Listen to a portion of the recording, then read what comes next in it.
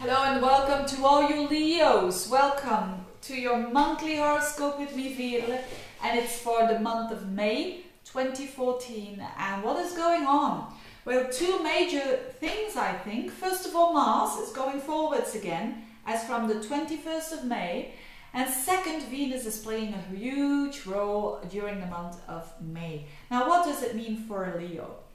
Well, first of all, having Mars going forwards again in general means for all of us that things are going forwards again. And for a Leo, you are a fire sign. You want to go, even when you are a fixed sign, you do want to go forwards, and you want that feeling of spirit and being excited and being energized. So that will be the case surely, especially during the end of the month of May. Now, Mars is in your third house of communication. So for a lot of Leos, they will have the feeling that, communications are going better. And I've talked about that in the other months because Mars has been there for quite a while, going backwards in that house of communications, that house of reading, thinking, learning. So maybe you have decided to go another road, not to go to the left, but to go to the right. When it considers studies, when it considers learning, when it considers reading, picking up information, communicating, you want to do it in another way, and that is good. Mars going forwards again in that third house. Also with you're more active in your environment, seeing maybe siblings if you have, probably male siblings, because Mars represents male. But whatever, in general, it is a communication that goes forwards again, and probably your day-to-day life becoming more busy. Mars in the third house. So that's one thing. On the other hand, you've got Venus there in your ninth house. Venus playing a huge role. So it's your communication houses again that are activated. Now, a lot of astrologers talk about Pluto-Uranus square, and that is good because it's so important. And in a nutshell, Pluto-Uranus for all of us is about liberating energy, transforming energy. It's about putting off the mask and showing our true selves and getting out all of the potential that we have, the good potential to show who we truly are. And that's always on the background, that Pluto and Uranus square. But now it is accelerated, or activated is a better word, because of a faster planet Venus triggering it. So Venus is in Aries, it's going to conjunct Uranus and square in your ninth house, and then square up to Pluto. Now, what does it mean for you? It means that this Venus is a benefic planet, that's one thing. Second, when it's going to touch Uranus in your ninth house, it's on a certain fixed star that is very benefic. And that fixed star, if you want to look it up, it is called Alpheratz. Alpheratz is A-L-P-H-E-R-A-T-Z. That fixed star is a benefic, and it's all about Venus. That fixed star has the energy of Venus, of fortunate, of independence, of grace, of popularity, fortunate energy.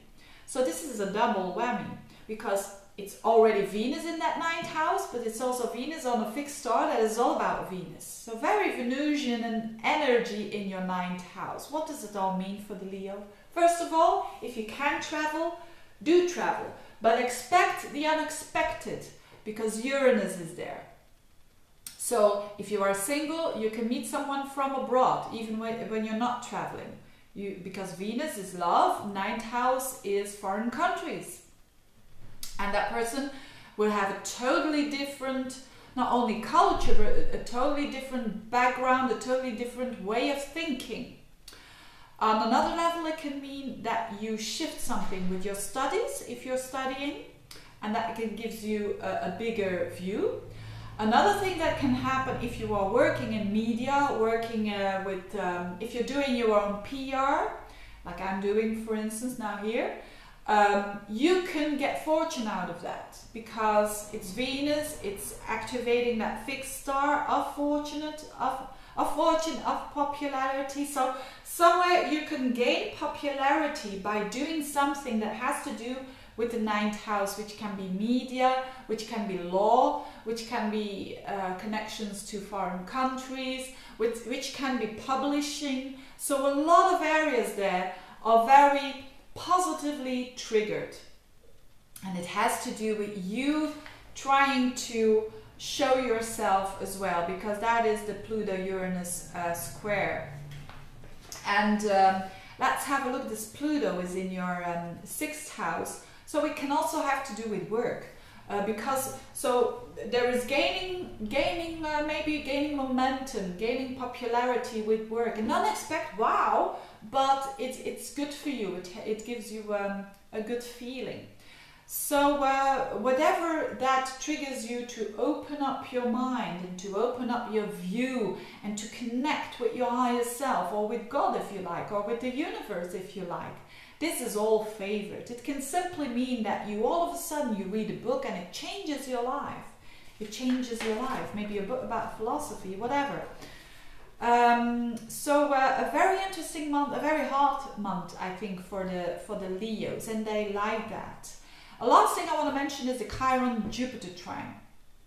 Especially around the 8th up until the 14th, there's a trine between Chiron and Jupiter.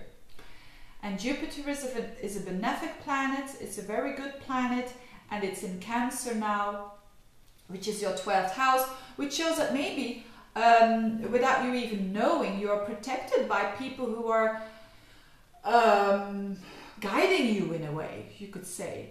And it trines up with Neptune, and Neptune is in Pisces, which is another water sign, but which is in your 8th house. It's also that water house.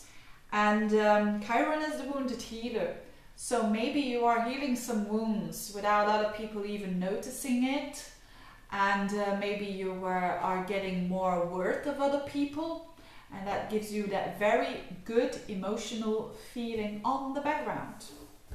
So that's it. I hope you can tap into those positive energies of May for you Leos. If you want to have a reading, get in touch. And wishing you a very good month for you Leos. Bye bye. Thanks for listening.